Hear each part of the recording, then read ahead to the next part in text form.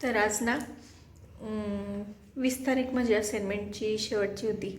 तर बाळाला झोपी लावले आणि त्यानंतर माझ्या असाइनमेंट मला आज संध्याकाळी द्यायच्या आहेत. तर मग मी काय केलं होतं, लिहून ठेवल्यात, पण त्याला अक्षराला टोप्या घातल्या नव्हत्या, तर त्या टोप्या घालायचं काम चाललेलं आहे.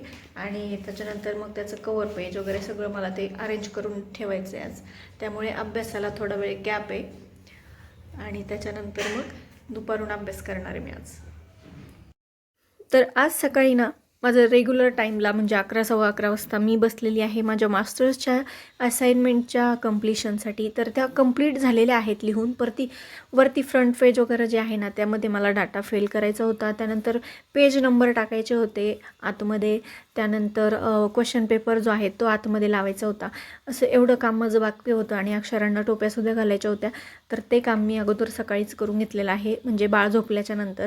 कारण तो जागा असताना जर हे करायला घेतलं असतं तर मग माझं एक एक पेज कुठे गेलं असतं मलाच ठाऊक नाही. तर त्यामुळे मग तो झोपल्याच्या नंतर हे काम मी करायला घेतलेलं आहे. आणि आज मी तुम्हाला सांगणार आहे माझी मराठी या विषयाची स्ट्रॅटेजी. तर मी ICTSच्या आपल्या अंगणवाडी सुपरवायझरच्या पेपरसाठी मराठी या विषयाचा अभ्यास कसा करते. तर त्यासाठी आपल्याला 10 मार्क आहेत मराठी या विषयासाठी, म्हणजे प्रश्न आहेत, आणि 20 मार्क आहेत. तर मग त्या हिशोबाने जर आपल्याला पॅसेज आला तर मग तिथेच आपले 5 मार्क कवर होऊन जाणार आहेत. आणि मग उरलेल्या 5 मार्कांसाठी आपल्याला मराठी व्याकरण अभ्यासायचं आहे. किंवा मग पॅसेज जर नाही आला तर 10चे 10 प्रश्न आपल्याला ग्रामरवरतीच येणार आहेत. तर यामध्ये मग आपल्याला प्रयोग आहे, समास आहे, हे जे 2 महत्त्वाचे अति महत्त्वाचे टॉपिक आहेत. कारण या 2 टॉपिकवरती प्रत्येक परीक्षेमध्ये 2-2, 3-3 प्रश्न विचारलेले असतात. परंतु आपल्याला एकच प्रश्न येईल, एक येईल, किंवा दोन सुद्धा येऊ शकतात. त्यानंतर आपलं शब्दसंपत्ती आहे. त्यामध्ये मग समानार्थी शब्द, विरुद्धार्थी शब्द, म्हणी आहेत, वाक्प्रचार आहेत, शब्दसमूहाबद्दल शब्द आहेत, त्यानंतर शब्दांच्या जाती आहेत.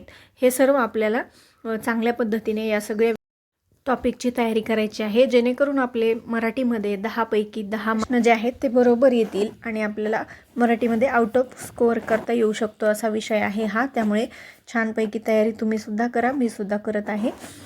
तर पद्धतीने माझा मराठी या विषयाचा अभ्यास चालू आहे. तर आज ना दुपारी मग ते फाईलचं कंप्लिशन झाल्याच्या नंतर मला थोडासा कंटाळा आला होता अभ्यास करण्याचा.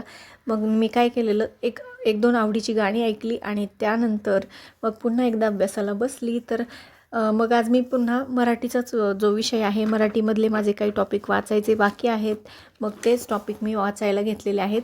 त्यामुळे काय करायचं, आपल्याला अभ्यास करताना सगळे जे टॉपिक आहेत ते एकदा का होईना डोळ्याखालून चांगले घालवायचे आहेत. म्हणजे वाचून तरी आपलं पूर्ण झालेलं पाहिजे. वेळ मिळाला रिव्हिजनसाठी तर वेल अँड गुड.